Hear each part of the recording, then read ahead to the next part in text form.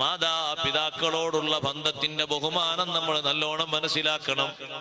ബാപ്പാനോടും ഉമ്മാനോടുള്ള ബന്ധം വലിയ ബന്ധമായിട്ട് തന്നെയാണ് അല്ലാഹു തആല പഠിപ്പിക്കുന്നത്.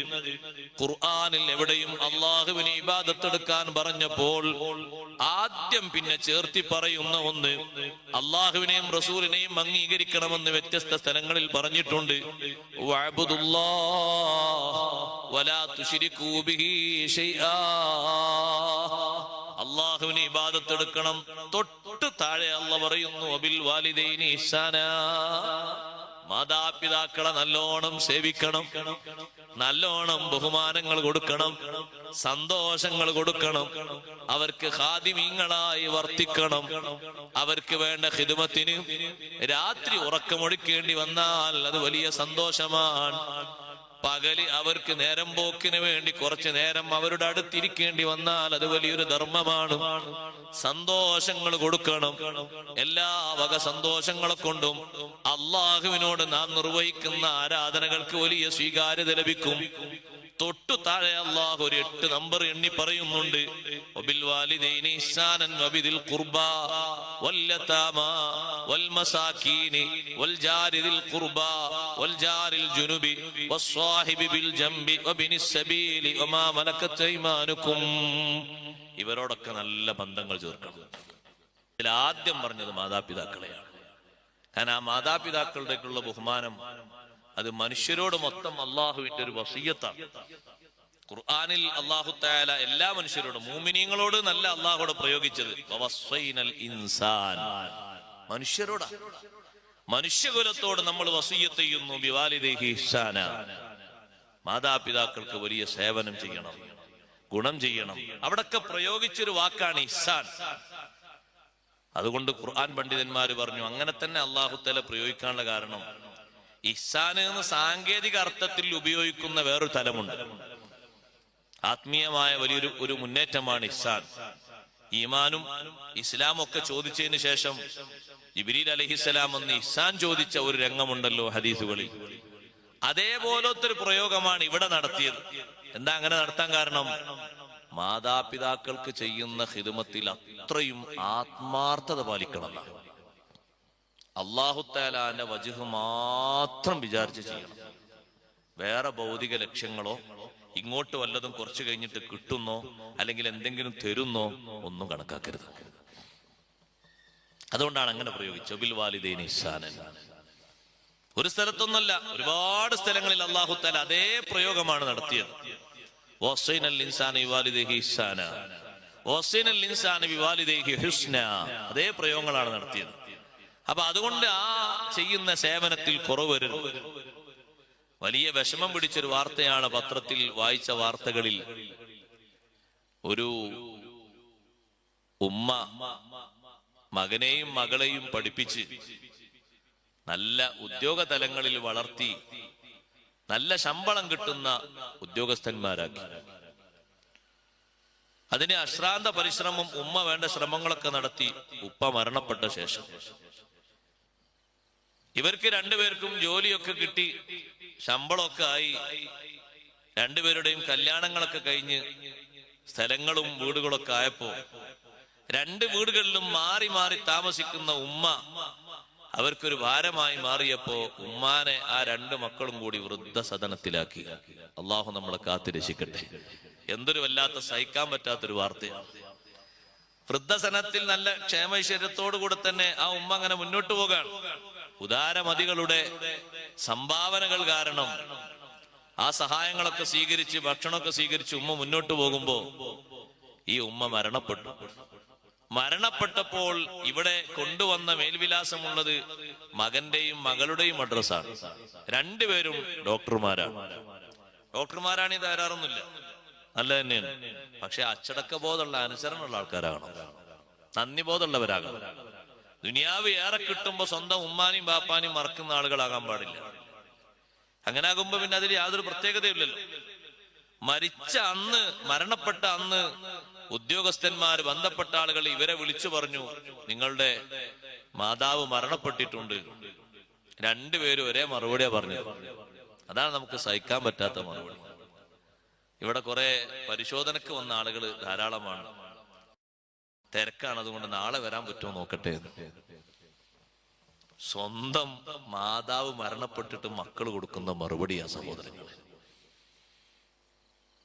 ആ മറുപടി വായിക്കുന്ന ഏതൊരു മനുഷ്യന്റെയും സ്നേഹമുള്ള, റഹ്മത്തുള്ള, കൃപയുള്ള ഒരു മനസ്സ് പടച്ചു. എത്രമാത്രം കഷ്ടപ്പാടുകൾ സഹിച്ചിട്ടാണ്. ഉമ്മാന്റെ ഒരു കഷ്ടപ്പാട് അല്ലാഹു തആല വേറിട്ട് തന്നെ ഖുർആനിൽ എണ്ണി പറഞ്ഞില്ലേ? ഒരു തവണയല്ല, പലതവണ. ഹമലതുഹു ഉമ്മുഹു വഹനൻ അലാ വഹനിൻ വഫിസാലുഹു ഫി അമൈൻ ഹമലതുഹു ഉമ്മുഹു കുർഹൻ വവളഅതുഹു കുർഹാ വഹംലുഹു വഫിസാലുഹു 30 ശഹ്റാ. 30 മാസമല്ലേ ഉമ്മ അനുഭവിക്കുന്നൊരു ത്യാഗം. ഒന്നും പ്രതിഫലം പ്രതീക്ഷിക്കാതെ ആത്മാർത്ഥതയോടെ പോറ്റി വളർത്തുന്ന, ഗർഭധാരണ സമയത്ത് 3 മാസം 4 മാസം ഭക്ഷണം കഴിക്കാതെ വെള്ളം മാത്രം കുടിക്കുന്ന ഉമ്മ, പലപ്പോഴും ക്ഷീണം വന്ന് ഒരു ഭാഗത്തേക്ക് മാത്രം കടക്കേണ്ടി വരുന്ന ഉമ്മ, നിന്നെ ഉപേക്ഷിക്കാതെ പോറ്റി വളർത്തി. കുട്ടിക്കാലത്ത്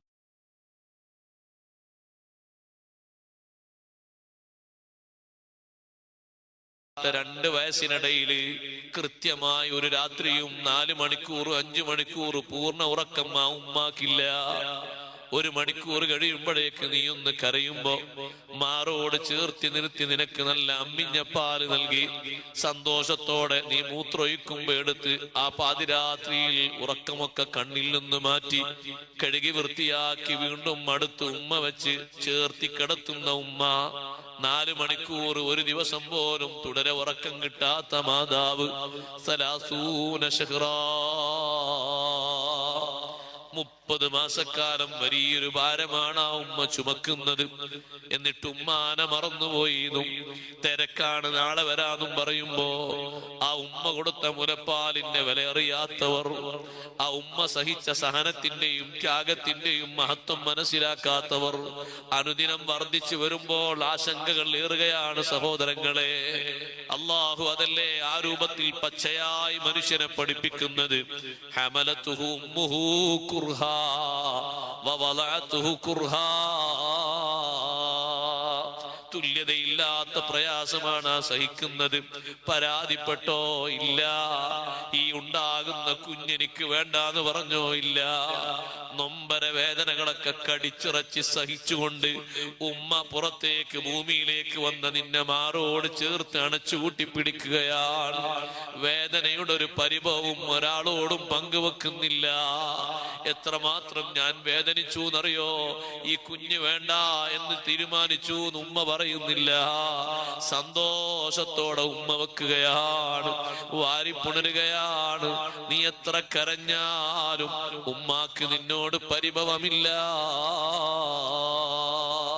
3-4 രാത്രികൾ നിനക്ക് അസുഖം ബാധിച്ച് അസ്വസ്ഥത പ്രകടിപ്പിക്കുമ്പോ കസേരയിലോ ബെഡിലേക്കോ ഇരുന്നു കൊണ്ട് ചാരി മാത്രം തൂങ്ങി ഉറങ്ങുന്ന മാതാവിന് ഓർമ്മയില്ലേ?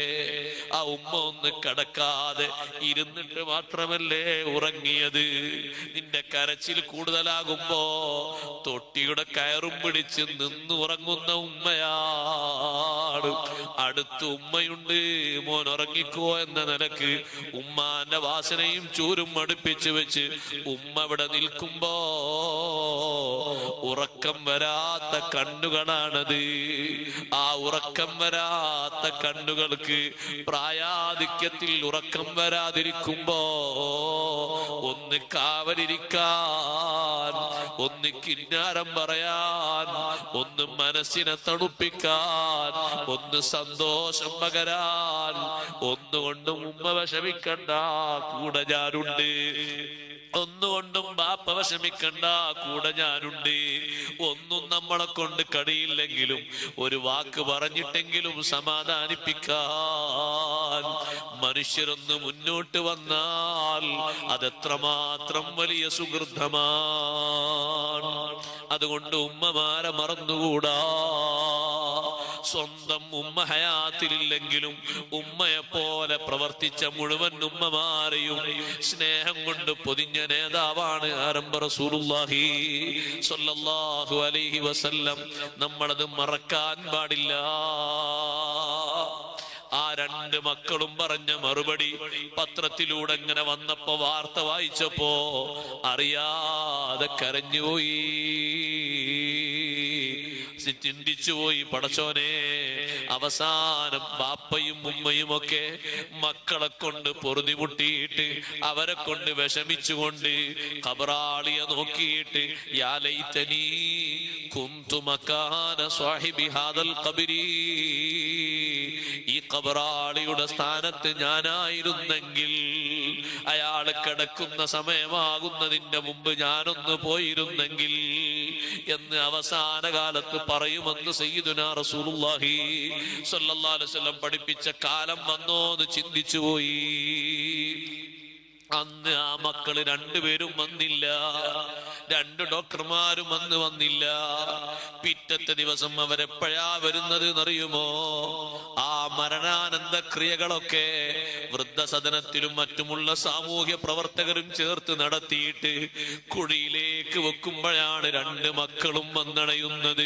അവസാനം ഒരു വട്ടം ഉമ്മയുടെ മുഖമൊന്ന് നോക്കാനോ, ഒരൊറ്റ തവണ ചുംബനം നൽകാനോ, ഒരുപാട് കുറക്കൊഴിച്ചിരുന്ന കണ്ണിലേക്കും മുഖത്തിലേക്കും ഒന്ന് മാറി മാറി നോക്കാനോ ആ രണ്ട് മക്കളും വന്നില്ല. ഇവിടെയാണ് നമ്മൾ ചിന്തിക്കേണ്ടത്. ബന്ധം പുലർത്തുന്നതിന്റെ ഏറ്റവും വലിയ സന്തോഷം അല്ലാഹു പഠിപ്പിക്കുമ്പോ അതൊരു ചെറിയ അടയാളമല്ല, ജീവിതത്തിലെയും ആഖിറത്തിലേക്കുമുള്ളൊരു റിസൾട്ടാണ്, വിജയത്തിന്റെ റിസൾട്ടാണ്. സഹോദരങ്ങളെ, ഉമ്മാനെയും ബാപ്പാനെയും നോക്കുന്നത് ദുനിയാവിലെ വിജയത്തിന്റെയും റിസൾട്ടാണ്, ആഖിറത്തിലേക്കുള്ള വിജയത്തിന്റെയും റിസൾട്ടാണ്. രണ്ടും നമ്മൾ സ്വീകരിച്ചു പോകേണ്ടവരാണ്. ബന്ധം ചേർക്കുന്നത് കൊണ്ട് നമുക്ക് അല്ലാഹു ആയുസ് അധികം തരും. ദുനിയാവിൽ സന്തോഷമാണ്, ആഖിറത്തിലേക്കുള്ള സന്തോഷമാണ്. സാമ്പത്തിക പുരോഗതി അല്ലാഹു അധികം തരും. ആ ഒരു ബന്ധം ചേർക്കുന്നതിന്റെ മേൽവിലാസത്തിൽ എന്ത് അല്ലാഹുവിനോട് ചോദിച്ചാലും, എത്ര ബഹുദൂരമായി ജനങ്ങൾ കരുതുന്ന കാര്യം ചോദിച്ചാലും അത് അല്ലാഹു തആല തന്നിരിക്കും. കാരണം അഷ്റഫുൽ ഖൽഖ് റസൂലുള്ളാഹി സ്വല്ലല്ലാഹു അലൈഹി വസല്ലം തങ്ങൾ പഠിപ്പിച്ചതിൽ ഇത്ര ഫലം ചെയ്യുന്നൊരു കാര്യം വേറെയില്ല. ഖുർആൻ പണ്ഡിതന്മാര് പറയുന്നു, വഹിയ അസ്റഉ അസറൻ, ഏറ്റവും വേഗത്തിൽ ഫലം കിട്ടുന്നതാണ് മാതാപിതാക്കളോടുള്ള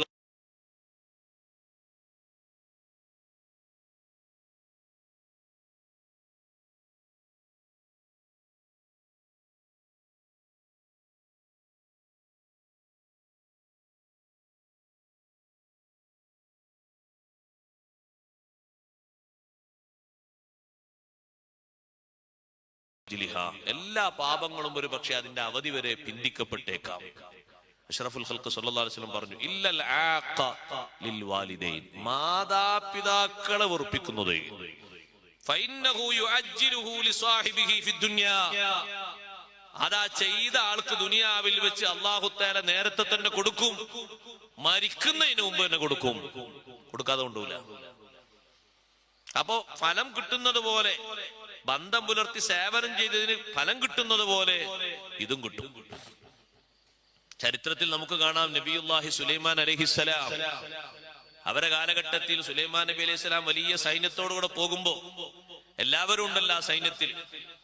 നിർമ്മാതാക്കളുണ്ട്, മുങ്ങൽ വിദഗ്ധന്മാരുണ്ട്, മരം കയറാൻ പറ്റുന്നവരുണ്ട്, കാട്ടിൽ പോയി അധ്വാനിച്ച് പെട്ടെന്ന് സമ്പത്ത് കൊണ്ടുവരാൻ പറ്റിയവരുണ്ട്, എല്ലാവരും ഉണ്ട്.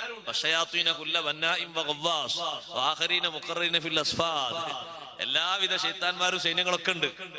നല്ല നല്ല ശക്തന്മാരായ ജിന്നുകൾ, ഇഫ്രീത്തുകളൊക്കെ ഉണ്ട്. കടൽക്കരയിലെ സമീപത്തൂടെ നടന്നു പോകുമ്പോ മഹാനവറുകൾ വെറുതൊന്ന് പറഞ്ഞു, ഈ കടലിന്റെ ആഴിയിലേക്ക് ഒന്ന് ഓളിയിട്ട് പറന്നിട്ട് എന്തെങ്കിലുമൊക്കെ വിലപിടിപ്പുള്ളതോ അല്ലെങ്കിൽ അത്ഭുതങ്ങളൊക്കെ ഉണ്ടെങ്കിൽ ഒന്ന് കണ്ടെത്തി കൊണ്ടുവരാൻ പറ്റിയത് ആരാ ഉള്ളത്? അപ്പൊ മുങ്ങൽ വിദഗ്ധന്മാരായ ഗവ്വാസ്, നല്ല കഴിവുള്ള ആൾക്കാര് ജിന്നുകളെ കൂട്ടത്തുനിന്ന് അവരങ്ങോട്ട് ഇറങ്ങി. അവരാ മുങ്ങൽ വൈദഗ്ധ്യം എന്ന് പറഞ്ഞാല് ഉപകരണങ്ങളൊന്നും ഘടിപ്പിച്ചല്ല, അല്ലാത്ത രൂപത്തിൽ തന്നെയാണ്. നമ്മളെക്കാളും ആടിയിലേക്ക് അവർ മുങ്ങിപ്പോയി. അവരെ കഴിവ് കൊണ്ട് അതിന്റെ ഉള്ളിലൊക്കെ തപ്പി വരും. കുറച്ചു നേരം കഴിഞ്ഞപ്പോ അവര് കൊണ്ടുവന്നത് 1-ാം നമ്പർ കൊട്ടാരമാണ്. ആ കൊട്ടാരത്തിന്റെ വാതിലുകളൊക്കെ അബ്വാബുഹാ മഫ്തൂഹ, എല്ലാം ഓപ്പൺ ചെയ്തിരിക്കുന്നു. ഒരിറ്റ് വെള്ളം ഉള്ളിലേക്ക് എത്തിയിട്ടില്ല. അതവിടെ കൊണ്ടുവന്ന് കരയിൽ വെച്ചു. സുലൈമാൻ നബി അലൈഹി സ്വലാം അതിന്റെ ഉള്ളിലേക്ക് കയറി നോക്കുമ്പോ നല്ല സുമുഖനായ സുന്ദരനായ ഒരു ചെറുപ്പക്കാരൻ ഉള്ളില് ഇബാദത്തിലാണ്, സുജൂദിലാണ്. അത് കഴിഞ്ഞ് പ്രാർത്ഥനയിലാണ്. മഹാനവറുകൾ വെയിറ്റ് ചെയ്തു. അതിന്റെ വേറെ റൂമിലേക്ക് പോയി നോക്കുമ്പോ ഭക്ഷ്യവസ്തുക്കളുണ്ട്, എല്ലാം ഉണ്ട്. എവിടുന്ന അത് പൊക്കിക്കൊണ്ടുവന്നത്? കടലിന്റെ ആഴിയിൽ നിന്നാണ്, വളരെ ആഴത്തിൽ നിന്ന് പൊക്കിക്കൊണ്ടുവന്നതാണ്. അപ്പൊ ചോദിച്ച് വിഷയങ്ങൾ ചോദിച്ചു നോക്കുമ്പോ സുലൈമാൻ നബി അലൈഹിസ്സലാമിന്റെയും നൂറ്റാണ്ടുകൾക്ക്, എത്രയോ നൂറ്റാണ്ടുകൾക്ക് മുമ്പുള്ള 1500 അതിലധികം വർഷങ്ങൾക്കപ്പുറമുള്ള ഒരു ചെറുപ്പക്കാരനാണ്. പക്ഷെ ഇപ്പോഴും യുവത്വത്തിലാണുള്ളത്. എന്താ അങ്ങനെയെന്ന് ചോദിച്ചപ്പോ ഒന്നുമല്ല, ഉപ്പാന്റെയും ഉമ്മാന്റെയും പ്രാർത്ഥനയാണ് ഇങ്ങനെ ഒരു മഹത്വം കിട്ടിയത്.